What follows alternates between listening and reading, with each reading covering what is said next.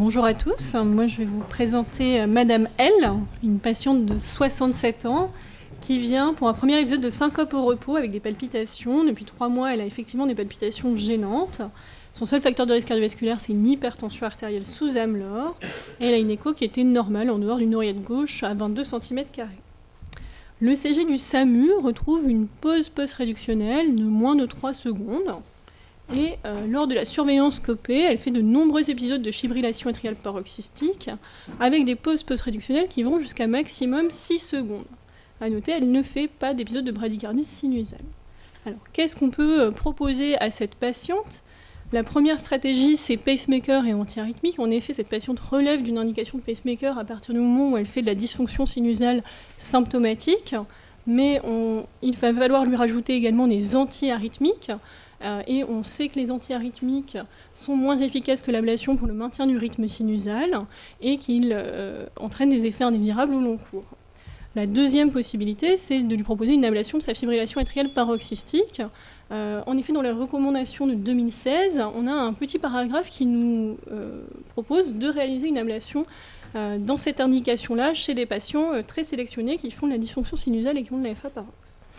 Ces recommandations se basent sur notamment l'étude de 2014 qui retrouvait que l'ablation de la fibrillation atriale paroxystique chez les patients qui avaient des pauses post-réductionnelles avait permis d'éviter un pacemaker dans 97% des cas, avec une différence significative sur le maintien du rythme sinusal comparé au groupe qui avait bénéficié d'un pacemaker, et une diminution évidemment de la consommation des traitements antiarythmiques. Une étude plus récente de 2018 a retrouvé de nouveau 87% de patients qui avaient évité un pacemaker grâce à l'ablation de la FA paroxystique.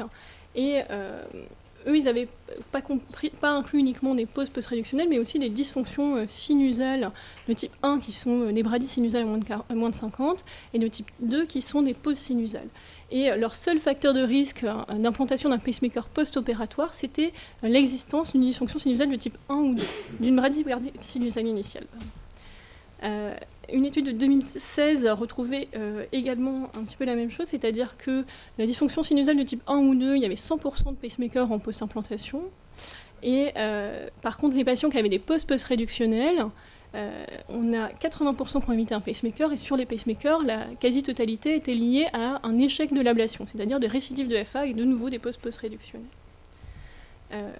Un des articles qui permet d'expliquer en partie pourquoi la dysfonction sinusale du type 1 ou 2 est très différente des pauses post-réductionnelles, c'est l'étude de Jung de 2014 qui a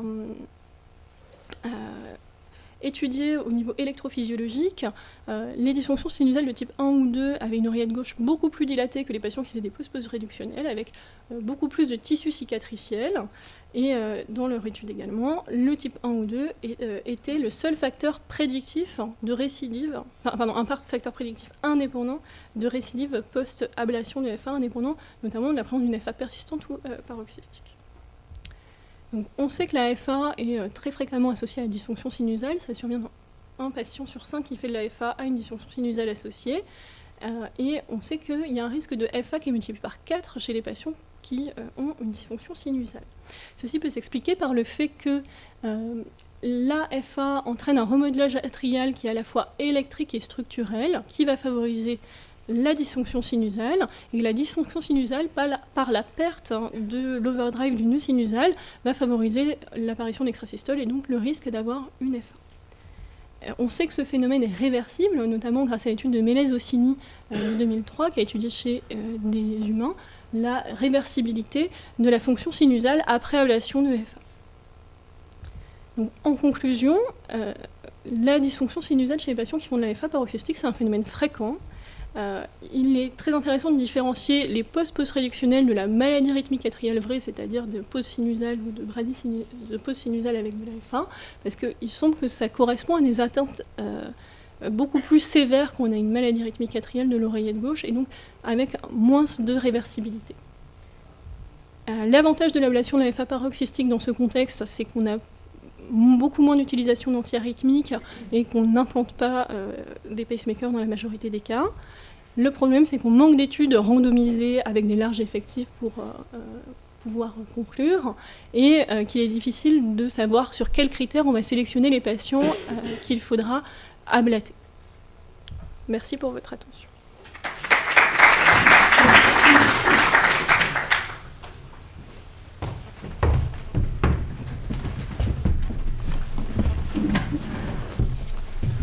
On va faire de la gymnastique, hein, on n'aura pas la phlébite. Alors, des questions pour Margot. Alors, est-ce que les indications, dans ce cas particulier de l'ablation, ça dépend aussi de l'âge ou pas? Oui, c'est bien le problème, c'est que ce ne sont pas des études randomisées, et donc il est fort probable que quand même les patients qu'on a implantés dans le pacemaker soient des patients plus âgés que les patients qui ont été ablatés. Et alors, on voit des patients qui ont les deux, qui ont d'abord l'ablation, puis le pacemaker, et c'est qu'une question d'âge finalement pour avoir le pacemaker? Non, c'est une question. On tente, c'est-à-dire qu'on tente l'ablation, et d'ailleurs on a eu un cas dans le service où on a tenté l'ablation, ça a échoué et elle a eu un pacemaker ensuite. D'accord. On est déjà dans les élargissements d'indications, Xavier, hein, ça va être bientôt à toi.